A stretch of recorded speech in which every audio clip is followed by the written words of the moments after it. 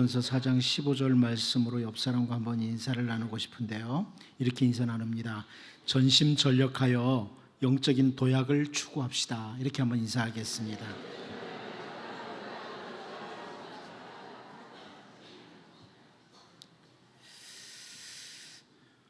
다윗은 그 시편 11편 3절을 통해서요, 이런 질문을 합니다. 터가 무너지면 의인이 무엇을 하랴? 터가 무너지면 의인이 무엇을 하랴? 여기 터라는 이 단어는, 히브리어 이 단어는 기초라고 하는, 토대라고 하는 이런 의미의 단어거든요. 인생을 살면서 우리의 삶의 기초가 무너질 때, 토대가 무너질 때, 혹은 하나님의 백성들이 사는 그 공동체의 기초가, 신앙의 기초가 무너질 때 의인은 무엇을 할까? 이런 질문입니다. 다윗은 하나님의 백성들로 선택받은 이스라엘이라는 그 땅에 살면서 터가 무너지는, 기초까지 다 무너져 내리는 것 같은 이 상황을 본 거예요. 그 앞절 시편 11편 1절 2절에서 다윗이 이런 표현을 하죠.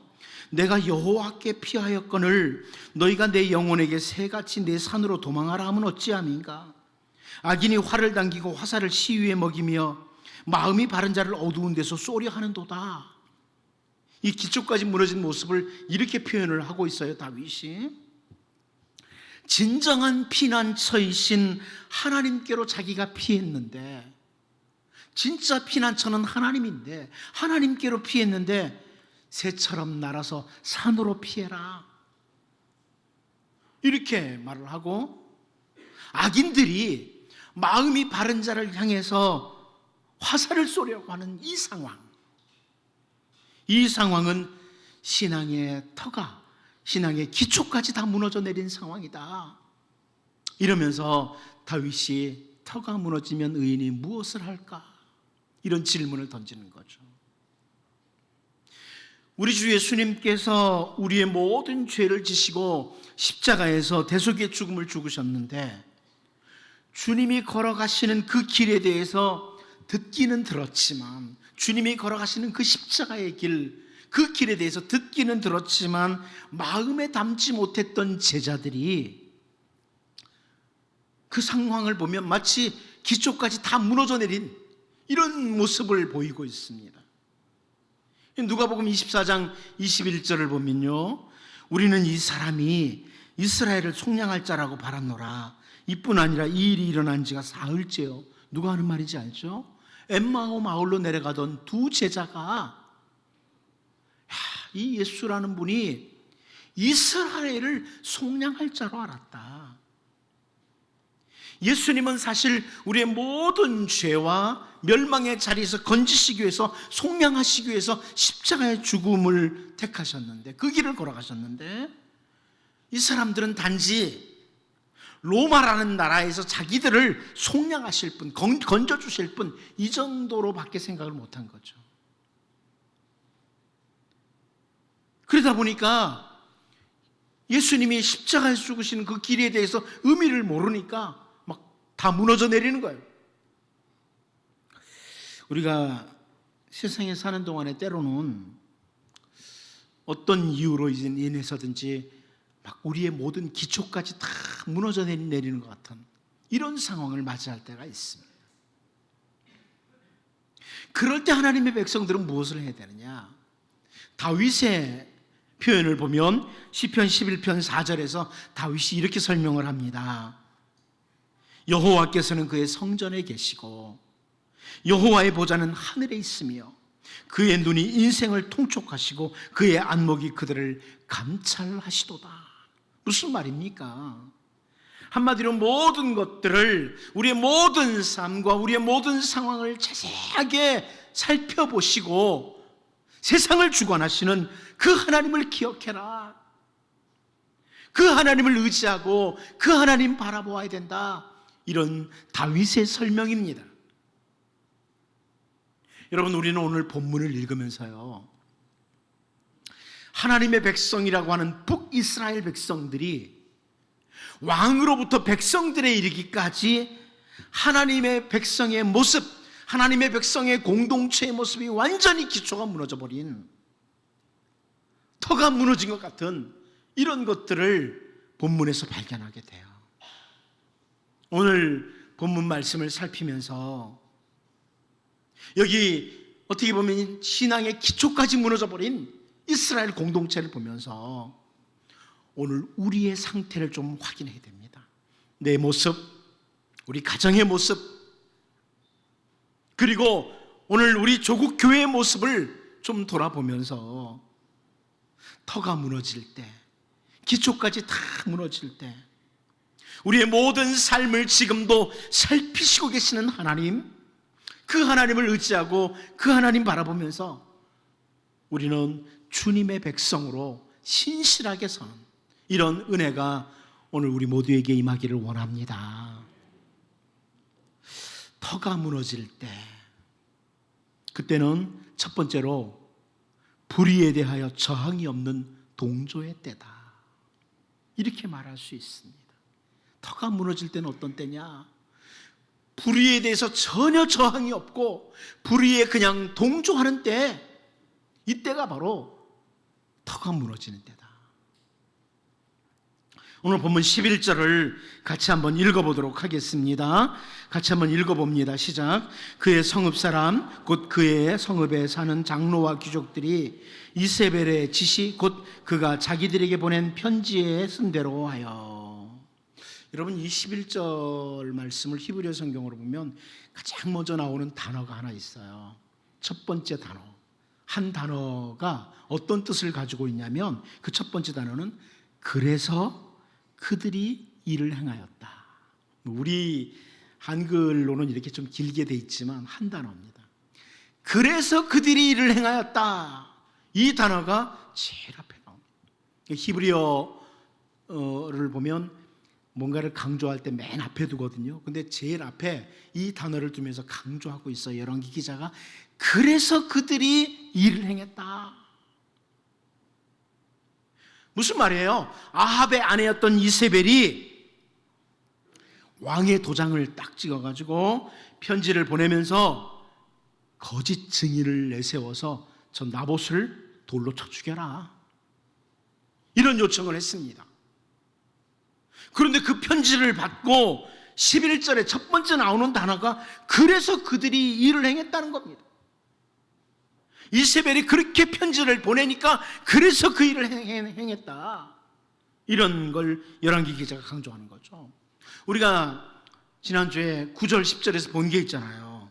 이세벨이 요청한 것. 그런데 이세벨이 요청했던 그 악한 모습이 오늘 본문 11절 12절 13절에 그대로 나와요. 오늘 본문 12절 13절을 보면요, 한번 여러분이 9절과 10절을 한번 비교해서 보세요. 금식을 선포하고 나봇을 백성 가운데 높이 앉힘에 때에 불량자 두 사람이 들어와 그의 앞에 앉고 백성 앞에서 나봇에게 대하여 증언하여 이르기를 나봇이 하나님과 왕을 저주하였다며 무리가 그를 성읍 밖으로 끌고 나가서 돌로 쳐 죽이고. 이세벨이 요청한 것에 대해서 이거는 좀 그래, 이건 행할 수가 없어, 이런 것이 하나도 없고요, 전혀 변경하는 것 없이 그대로 행하는 거예요. 이세벨이 이렇게 하자, 그대로 하는 거예요. 편지를 받고 그대로, 이세벨의 말대로. 정말 불의한 일이거든요. 근데 이 불의한 일에 대해서 전혀 저항하지 않아요, 이스라엘 성읍 장로와 귀족들이. 그리고 그냥 동조하는 거예요. 이 모습을 볼 때 왜 오늘 우리들의 모습이 자꾸 보일까요? 불의한 세상에 대해서 전혀 저항하지 않습니다. 그리고 나만 편하면 되는 거예요. 그래서 동조하는 거예요. 터가 무너지는 때, 신앙인의 기초까지 다 무너져버린 때의 모습입니다. 이세벨의 편지를 받고 이 사람들은 하나님의 말씀에 비추어서 어떻게 해야 되나, 이 편지의 내용과 하나님의 말씀과 놓고 볼 때 어떻게 해야 되나, 이걸 결정해야 됐습니다. 그런데 이들은 악한 이세벨의 편지를 받고 그래서 그들이 이를 행했다. 이렇게 기록하고 있어. 열왕기 기자가 강력하게 지적하는 거죠. 그래서 그들이 그대로 했다. 여러분, 이 터가 무너지는 모습, 기초까지 무너지는 모습은 사실 우리가 성경을 통해 볼 때 에덴 동산에서부터 시작입니다. 에덴 동산에서부터. 창세기 3장 5절 말씀 우리가 잘 알죠. 사단이 하와에게 찾아왔습니다. 너희가 그것을 먹는 날에는 너희 눈이 밝아져 하나님과 같이 되어 선악을 알 줄 하나님이 아심이니라. 야, 하나님이 너희들 나처럼 될 줄 알고 그 선악과 못 먹게 하는 거야. 사단이 이렇게 하와를 유혹한 겁니다. 하나님께서 금하신 열매지만 먹어라. 그런데 하와가 어떻게 해요? 그래서 하와가 그 열매를 먹었다는 거예요. 그래서 먹었다. 하나님의 말씀을 따라 사탄이 하는 말을 점검해 봐야죠. 하나님의 말씀을 어기도록 하는 사단의 요구, 그 불의에 대해서 전혀 저항이 없어요. 그대로 행해요. 기초까지 무너져 버린 거예요. 사무엘서를 보면 우리가 좀 오래전에 살펴봤는데 다윗을 도왔다는 이유로 사울 왕이 제사장 아히멜렉을 죽이려고 합니다. 자기 좌우에 선 그 호위병들에게 제사장 죽이라는 명령을 내리고 그 반응하는 게 나오는데요. 사무엘상 22장 17절입니다.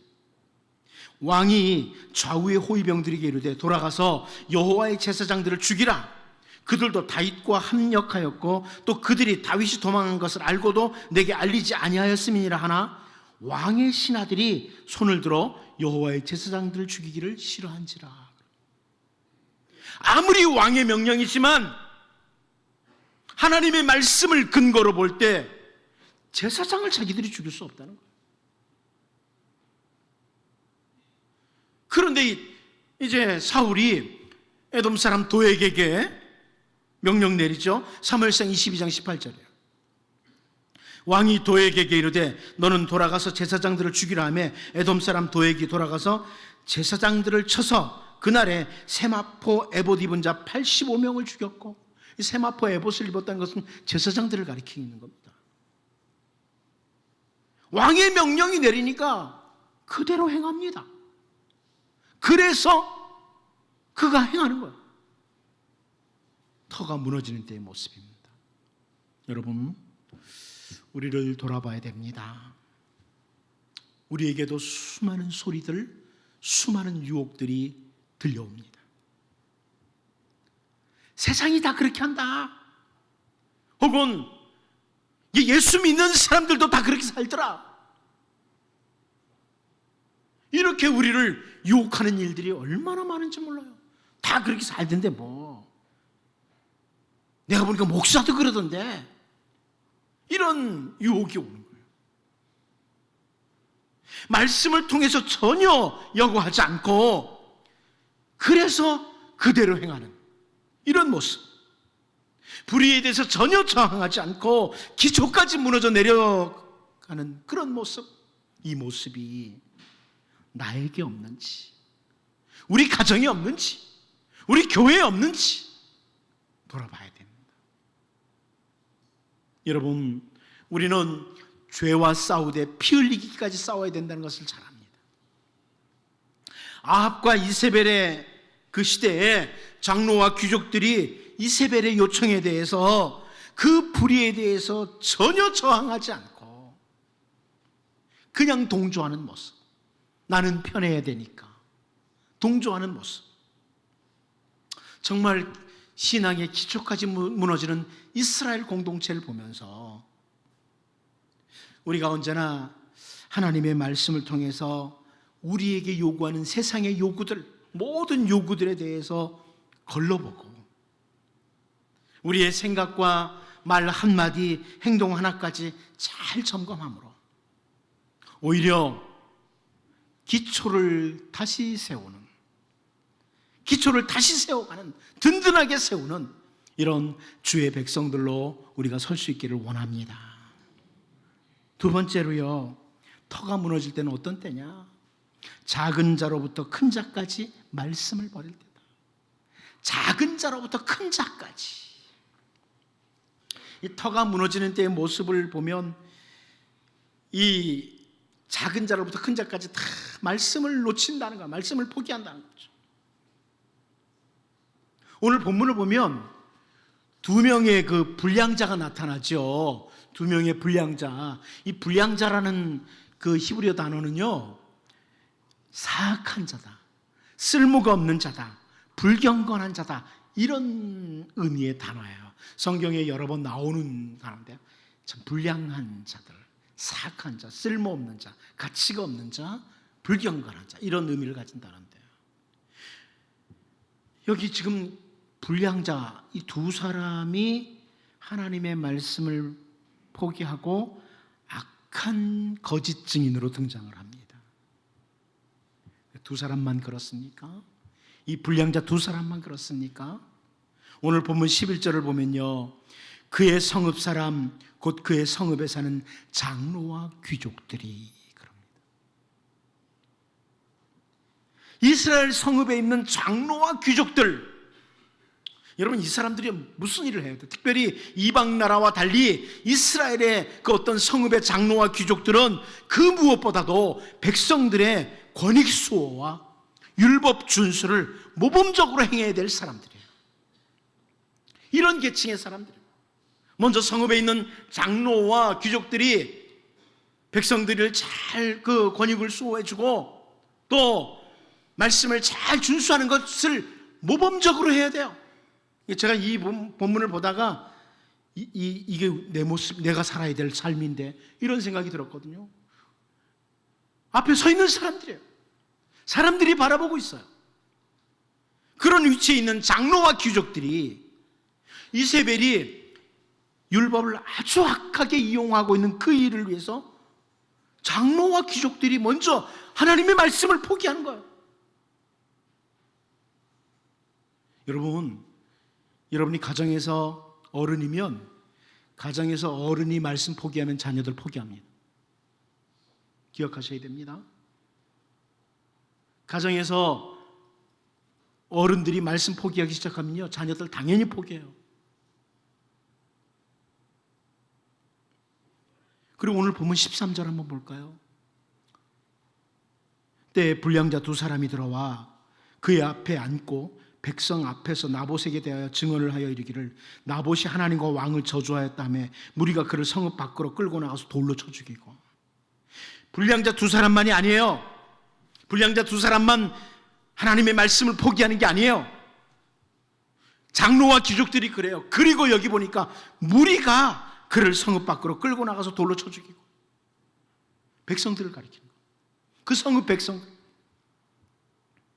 결국 그 이스라엘 성읍에 작은 자로부터 큰 자까지 모두가 다 하나님의 말씀을 포기하고 이세벨의 말을 따르는 거예요. 이것이 터가 무너지는 때입니다. 여러분의 가정이 터가 무너져 있을 수 있습니다. 작은 자로부터 큰 자까지 다 말씀을 포기한 거예요. 세상의 소리를 따라 움직이는 거예요. 터가 무너진 거예요. 교회가 그럴 수 있습니다. 말씀을 놓치고 세상 방식으로 흘러가면 교회는 터가 무너진 거예요. 선지자 예레미야 때 유다가 멸망을 앞에 두고 있을 때 신앙의 기초가 다 무너진 유다 백성들, 그때의 모습을 선지자 예레미야가 예레미야 6장 13절에서 이렇게 설명을 하죠. 이는 그들이 가장 작은 자로부터 큰 자까지 다 탐욕을 부리며 선지자로부터 제사장까지 다 거짓을 행함이라.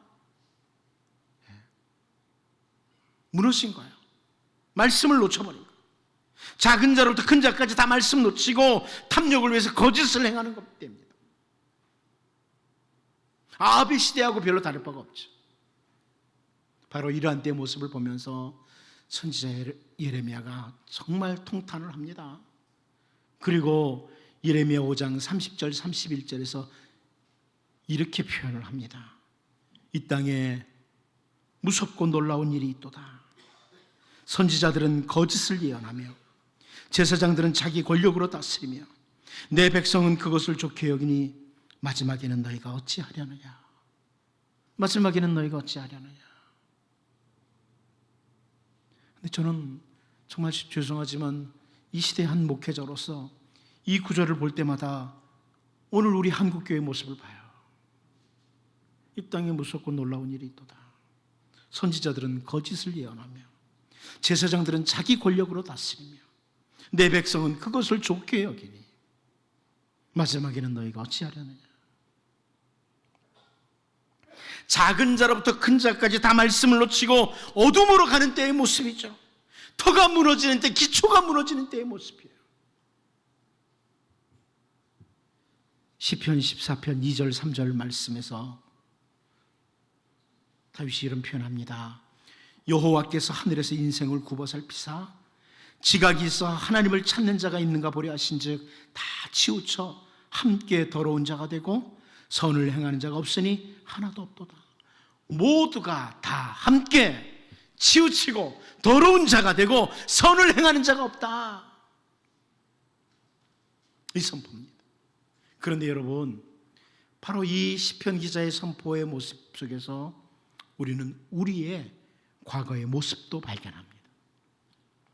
우리는 과거에 바로 이런 자들이었습니다.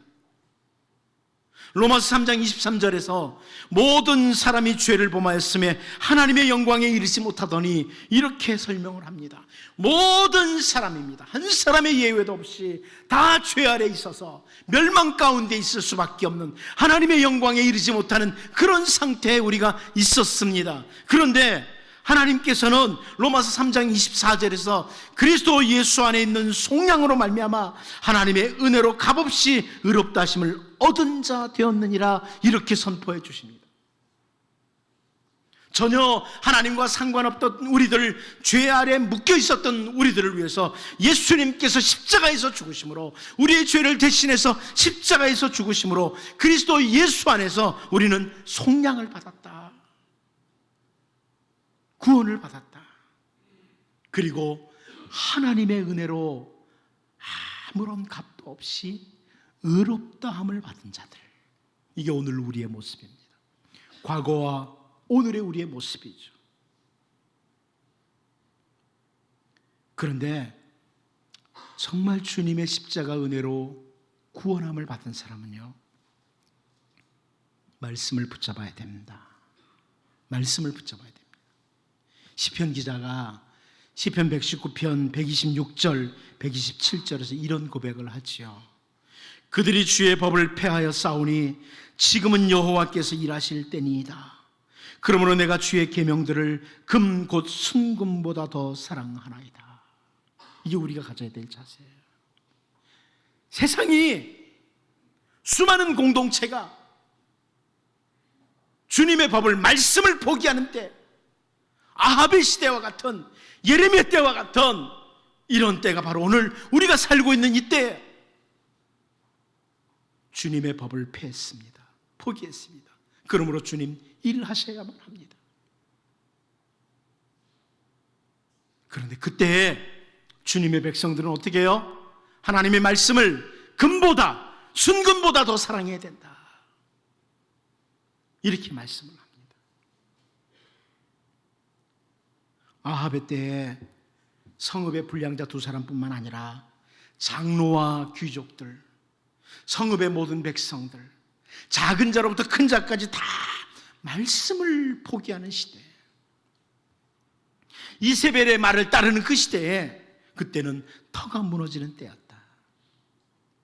이제 주님의 십자가의 은혜로 구속을 받은 우리들이 모든 삶의 영역에서 바로 지금이 바로 그런 때와 너무나 닮았기에 말씀을 붙들되 순금보다 더 사랑하는 이런 하나님의 백성들로 기초를 다시 세워가는 이런 은혜가 있기를 원합니다. 마지막 한 가지 더 봅니다. 터가 무너질 때는 어떤 때냐? 알고도 행하는 때라는 겁니다. 죄인 줄 알고도 행하는 때, 이게 터가 무너지는 때의 모습이에요.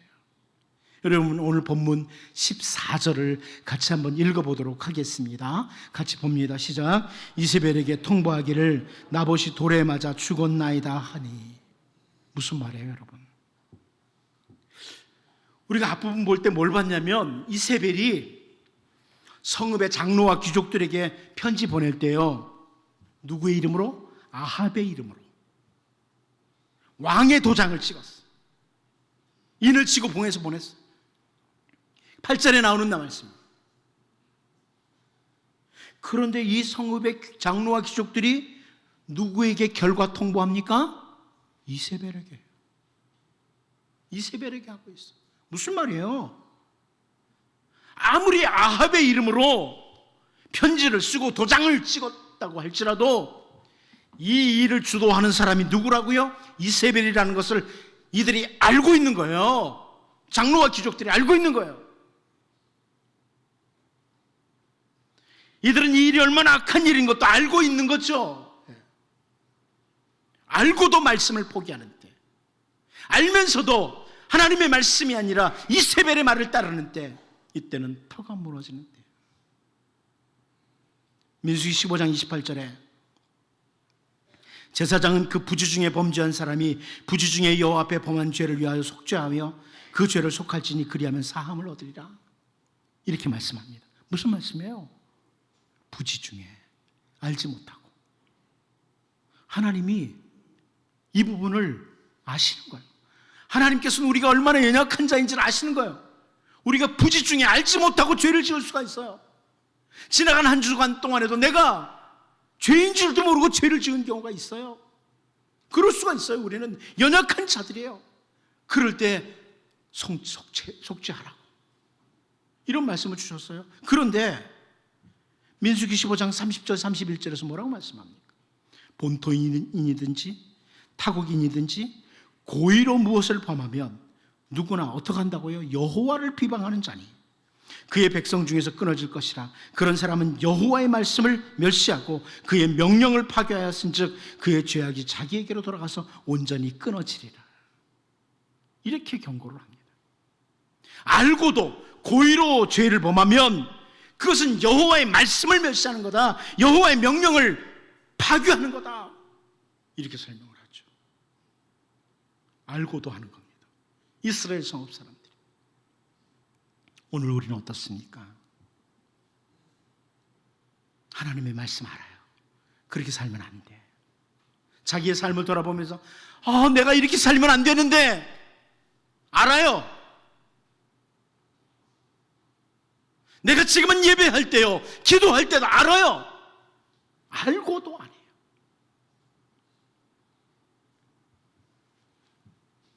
그렇게 살아서는 안 된다, 내가 이렇게 살면 안 되지, 알면서도 그냥 진리를 포기하는, 주님의 백성으로의 삶을 포기하는 이런 때가 얼마나 많습니까? 터가 무너지는 때 알고도 행하는 겁니다. 이세벨이 보낸 거 알고 악인 것 알면서. 이제 우리는 주님의 말씀을 아는 것에서 그치는 게 아니라 삶으로 행할 수 있는 이런 주님의 백성들로 설 수 있기를 원합니다. 저는 이 시간에 같이 한번 찬양하기를 원합니다.